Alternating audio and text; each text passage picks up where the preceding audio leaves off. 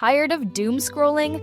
Time for a dose of awesome. 5 Good News Stories is your happy place, where underdogs become champions, crossing guards become legends, and impossible dreams come true. We're serving up 5 fresh reasons to believe in humanity.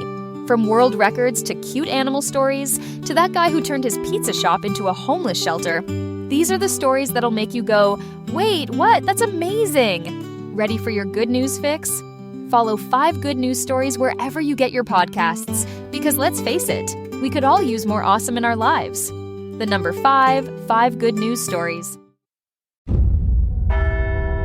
It is the world's most secretive election. When a pope dies, ancient traditions begin. A silver hammer, a destroyed ring, over 100 cardinals locked away from the world, choosing the next leader of 1 billion faithful. White smoke. The path to a new pope, from Calaroga Shark Media, wherever you get your podcasts.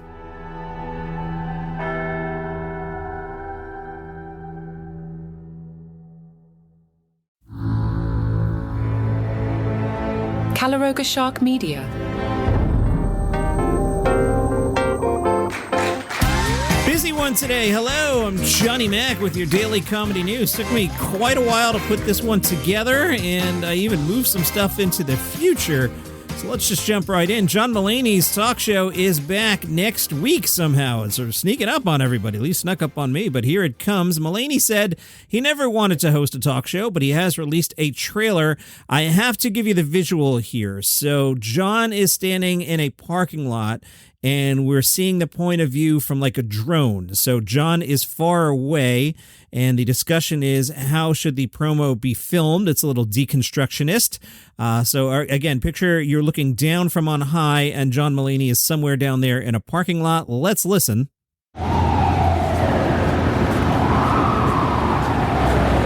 Let me know when you're tight enough that I should say the line.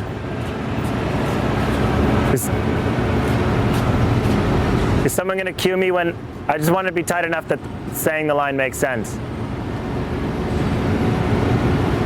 Get it? Okay, in. Everybody's Live is on Wednesdays Live.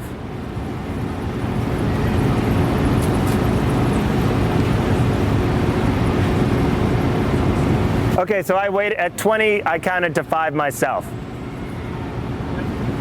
So just after you call out 20, I'll count to 5.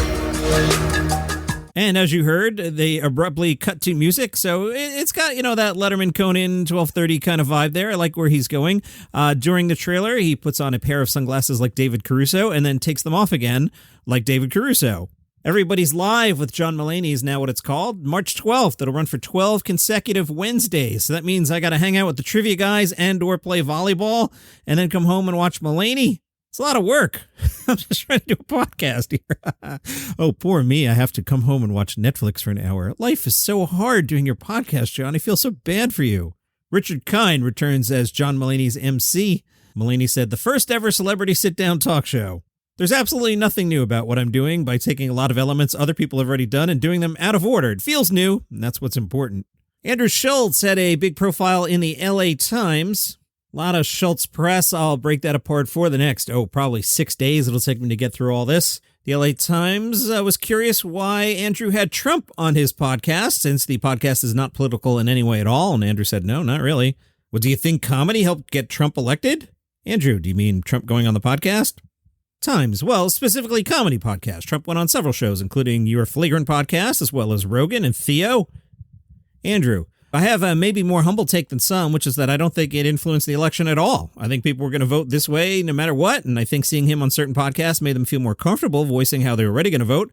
I don't think very many people were like watching Trump on mine or Rogan or Theo and then flipped on him 100%. It's just me. I don't know if we have that kind of power. But what he might do is make you feel more confident publicly sharing how you feel about Trump, right? Because maybe in those situations, he feels a little less radioactive. Schultz, I don't really care about politics. I just care about culture, but sometimes politics is the reflection of culture. That's when I start to kind of key in on it. Now the pendulum has swung the other way, so we're like out of the censorship area.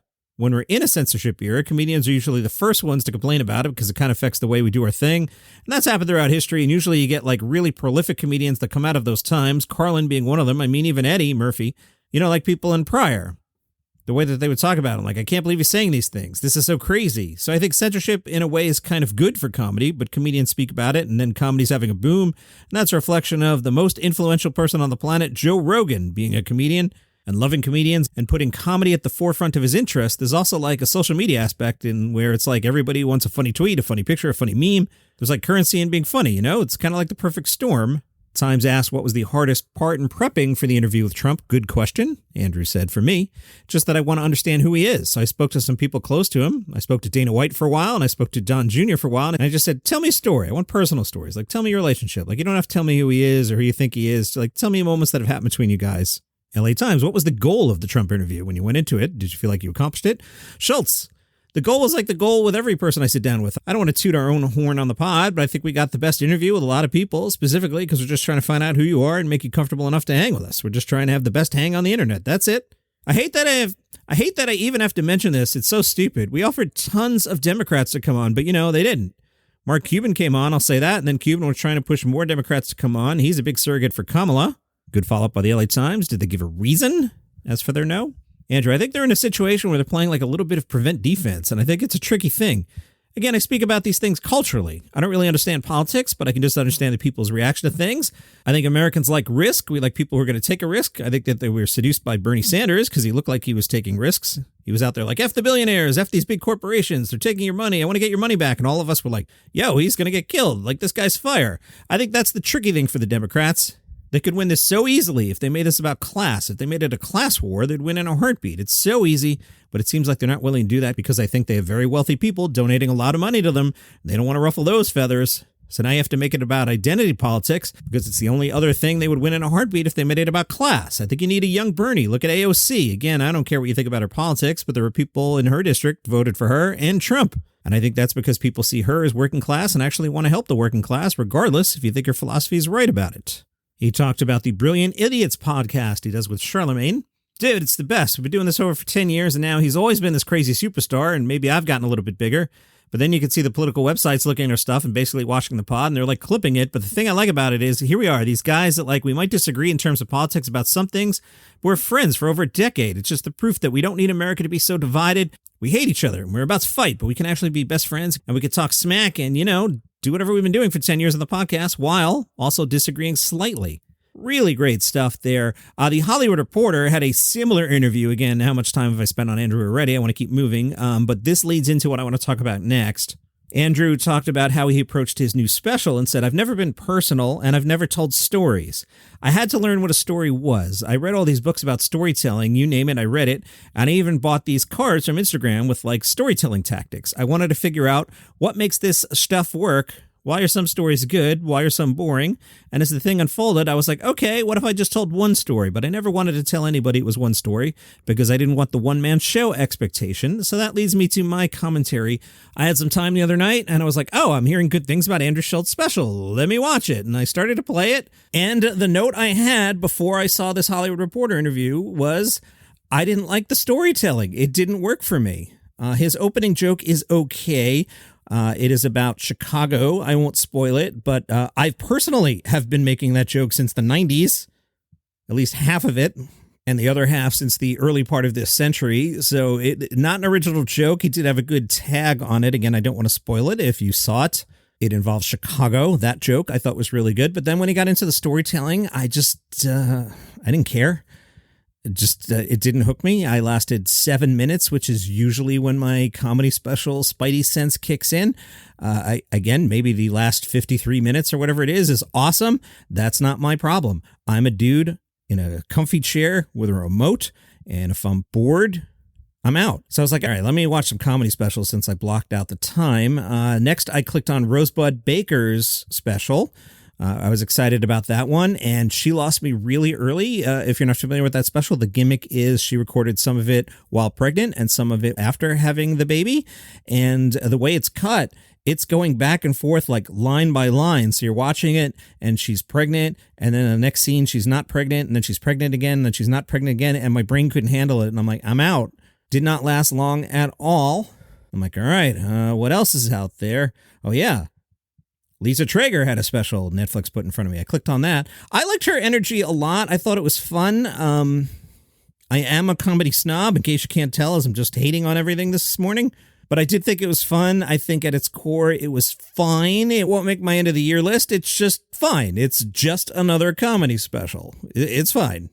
But I did like her energy a lot. And I'm like, all right, let me keep going. Let me head over to Amazon and see this George Lopez special that, as far as I could tell, George Lopez did no promotion for. Can I tell you? Here's the word I'm using to describe it. Horrific. Like, George, what are you doing? It's kind of like George taking a victory lap, but how about some jokes, dude? Not good at all. And I bailed, and I'm like, all right, surely somebody must have done a good comedy special I could watch. So I went over to Hulu, and hilarious Chris DiStefano was on. And the word I'm going to use, hack. It's also tonally off-brand for Hulu, if I understand the hilarious brand, and maybe I don't, and maybe the publicist could get in touch with me and tell me what it is. But if Chris DiStefano's special was on Fox Nation, I'd be like, yeah, okay, this makes sense. And I am saying that for reasons. Stay with me for the rest of the podcast. But on Hulu, it was just kind of weird and off vibe. It felt very Fox. And also the jokes are hacky. So I went 0 for 5. Now, you can say this podcast sucks, because it probably does. You could say I have no idea what I'm talking about, and I probably don't. But one dude sitting in a comfy chair with a remote who admits to being a comedy snob, 0 for 5. Chris DiStefano has been talking a lot lately with Fox News Digital. I see him coming up every day on their site. Chris told Fox News Digital that men competing in women's sports was a humongous issue for voters and himself at the 24 election. Chris believes listing men competing in women's sports was the catalyst for many people abandoning the Democratic Party in 24. Quoting Chris, I think also, too, just like a big thing, 5 bigs, was for all of us, for certain comedians and all that. I think the trans women in sports thing was a humongous thing for voters because the, left wanted to go with the narrative that people are anti-trans and people don't. Listen, there are people who hate every group for sure. I've never met someone who wants to physically hurt someone because they're trans. I think, especially in New York, I think trans people are welcome. Quoting Chris, I'm all for anybody's time on this planet to be as peaceful as they want it to be and as pleasurable as they want it to be. I mean, you're only going to live once. But I think when the Democrats came out and were championing, trans females in sports, you forgot about the actual women, and you forgot about hey, I have daughters. I don't want to be competing against someone who's born a man just because they do have physiological advantages. DiStefano proposed creating an all-trans league. Quoting Chris, I want a trans league, for sure. I would love that. But I want biological women to play against biological women and men to play against men and trans people to play with trans people. We're all for that. Chris also felt that many people traditionally aligned with the Democratic Party, like Joe Rogan, supported many of the party's causes, but were completely disaffected by the party's willingness to support men playing in women's sports. Quoting Chris again, I think specifically on why a guy like Joe Rogan, and again, I don't know, I've never asked Joe about this, but what I saw, it was this shift when we were saying, hey, wait, this is crazy. I was with some of the other stuff, but you can't be serious about this. Oh my, I just checked the clock. I'm going to have a long one today. Wow. I want to talk about George Lopez.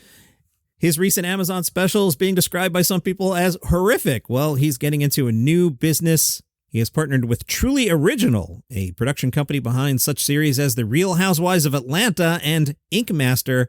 George and those guys are going to develop a number of unscripted projects. The first is a feature documentary about Charlie Murphy. It is called Darkness, the Charlie Murphy story. It will tell the story of Charlie Murphy, who died in 2017 from leukemia at age 57. Vulture had caught up with Bill Burr. He's in Glengarry Glen Ross. And Bill said, I get this guy. This is a good guy underneath, but he just opens his mouth and ruins it, which I did too. And also, I think he's right. It doesn't have to be that way. It's funny that it was written a long time ago, showing the direction things are going in. And people just continue to squeeze the people beneath them and how they get satisfaction out of that. A lot of this new robber baron age just wildly out of control in every business. Meanwhile, we're selling crappy land. That's the other thing I like about it. It's a human thing to act righteous when you're not righteous. Bill talked about the art of giving grief to those you love. Giving crap is an art, because you got to feel the love underneath it. That's always how I've communicated with people, as far as telling them I like them, teasing them a little bit, hoping they're going to do it back to me. These characters are like a bunch of comedians. You're giving each other crap, and then there's the top comic. When human beings get upset, they say the exact opposite. I wouldn't be like, I actually really liked you, so when you say that to me, that really hurts me. It's funny. This play was written 40 years ago, and men are still not allowed to say that. It's beyond uncomfortable, which is why we communicate in the short bursts of insults that we do. All right, getting long here. Let me bounce a couple things, but I do want to tell you that J.R. de Guzman's special is out today on the 800-Pound Gorilla YouTube channel. In the special titled I'm Your Son, Papa, J.R. de Guzman shares and sings the true stories of his Filipino-American upbringing, filled with laughter, love, and the complexities of family life, from R&B songs about Asian masculinity and representation to smooth, sultry songs about division in America. This special will heal you and heal the world. My phone is blowing up. Apparently, the New York Marathon Did You Get In announcement is happening at this hour. I haven't heard one way or another. I'm texting with a friend saying, I kind of hope I got a no, because if you get a yes, then you actually have to train for the thing and do it. If you get a no, it's like, I would have ran the marathon, but, they wouldn't let me. There's a series out today on Hulu. It is called Deli Boys. Seeing some good buzz on it. The AV Club wrote, like any good sitcom, it needs some room to grow, although it has solid bones from the get-go. The instant hook is spoilery, but two Pakistani-American brothers find themselves running a convenience store chain, only to learn that the chain is actually a front to smuggle drugs. Raj and Mir are thrust into the mafia underworld. Showrunner Michelle Nader grew up in South Philly and said, I'm not from the rich side of Philly, I'm from South Philly, so the sort of underbelly of Philly is my world. I think we were attracted to that, and what that looked like beyond the doors of the deli. What's really going on? I think Philly has that mystery to it. Interestingly enough, all 10 episodes were filmed in Chicago. We'll talk about that in a second. The series is set in South Philadelphia's Gray's Ferry neighborhood, a locale inspired by Sears creator Abdullah Saeed. Saeed remembered a story. I went to a party when I was at Temple. Some friends had moved into a house in South Philly. We went down there and it was a very dilapidated and dangerous neighborhood. We were like, you sure you guys want to live here? Somebody then told me about Gray's Ferry, the Forgotten Bottom. That name always stayed with me. It felt like a place where you could have a business that's a front and nobody would notice. Now, Block Club Chicago. They cover Chicago and explain Chicago has stood in for many cities in the history of film and TV. And they were curious why Deli Boys filmed in Chicago. Executive producer Ginny Connor explained the tax break. Chicago's a very friendly place to film.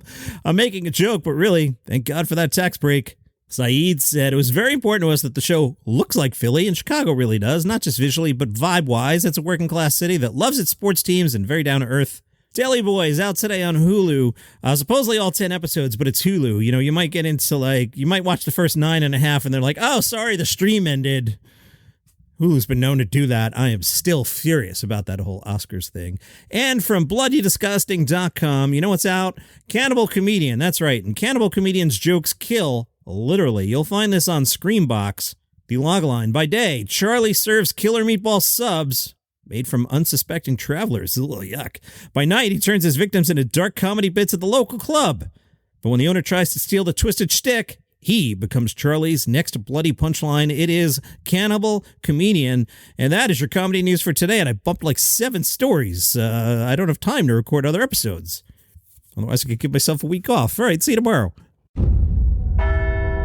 It is the world's most secretive election. When a pope dies, ancient traditions begin.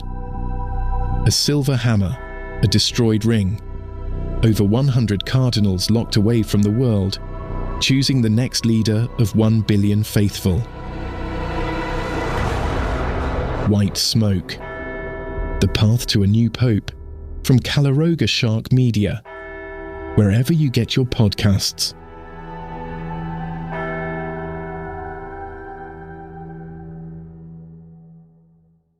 If you're fascinated by UFOs, aliens, ghosts, demons, cryptid creatures like Bigfoot, Chupacabra, and Mothman, then I have the show for you. The Paranormal 60 with Dave Schrader.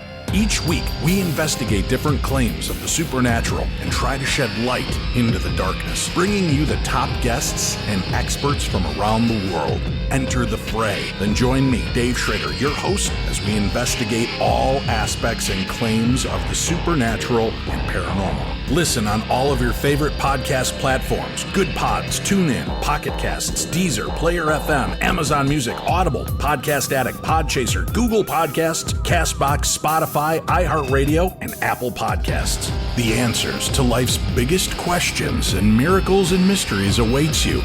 So join me each week, 2 brand new episodes of the best in paranormal podcasting, The Paranormal 60 with Dave Schrader.